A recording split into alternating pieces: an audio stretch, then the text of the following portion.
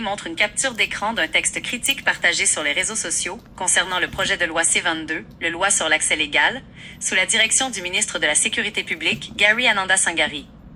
Le document dénonce le projet de loi comme une intrusion massive dans la vie privée et une forme de surveillance de masse, affirmant qu'il forcerait les entreprises de télécommunications à conserver l'historique détaillé des appels, messages et données de localisation de tous les Canadiens. Voici les faits essentiels pour démystifier et comprendre le contexte réel entourant ce projet de loi. Qu'est-ce que le projet de loi C-22? Introduit par le gouvernement fédéral canadien, le projet de loi C-22 vise à moderniser les outils d'enquête des forces de l'ordre face à la criminalité numérique moderne, cybercriminalité, exploitation en ligne, etc. Le débat principal tourne autour du concept d'accès légal, lawful access, c'est-à-dire les conditions dans lesquelles la police ou les services de renseignement, comme le SCRS, peuvent exiger l'accès aux données numériques. Les points de tension réels, ce qui alimente la critique. Le texte partagé dans vos images vulgarise de manière alarmiste des critiques qui sont bel et bien partagées par certains défenseurs des libertés civiles, des partis d'opposition et même des comités politiques américains. Les principaux reproches incluent la conservation des données. Le projet de loi propose d'imposer aux fournisseurs de services électroniques et de télécommunications de conserver certaines métadonnées de connexion. Les opposants s'inquiètent que cela crée d'immenses bases de données hautement vulnérables aux cyberattaques et au piratage. Le contrôle judiciaire. Les critiques affirment que le texte cherche à assouplir ou simplifier l'obtention de certains types d'ordonnances de production de données, ce qui, selon eux, pourrait affaiblir les protections traditionnelles contre les fouilles déraisonnables. Le risque d'élargissement. Comme le mentionne votre deuxième image, la crainte historique avec les lois de surveillance est la dérive de la mission creep, où des outils créés pour la haute criminalité finissent par servir à surveiller des mouvements sociaux ou des opposants.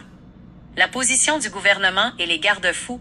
Pour sa part, le ministère de la Sécurité publique soutient que ces outils sont indispensables, car les criminels exploitent des vides juridiques et technologiques que les lois actuelles, vieilles de plusieurs décennies, ne permettent pas de contrer efficacement. Le gouvernement insiste sur le fait que le projet de loi inclut des mécanismes de surveillance ministérielle et des critères stricts. Le ministère de la Justice a publié une déclaration relative à la Charte des droits et libertés pour démontrer que la loi tente de maintenir un équilibre constitutionnel entre la sécurité nationale et le droit à la vie privée. Article 8 de la Charte. Avez-vous des questions spécifiques sur un article en particulier ou souhaitez-vous savoir où en est rendu ce projet de loi dans le processus législatif? Le gouvernement affirme que ces pouvoirs sont essentiels pour traquer la cybercriminalité moderne.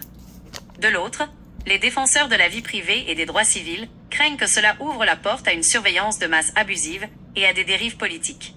Souhaitez-vous suivre l'évolution des débats ou examiner un aspect précis de ce projet de loi?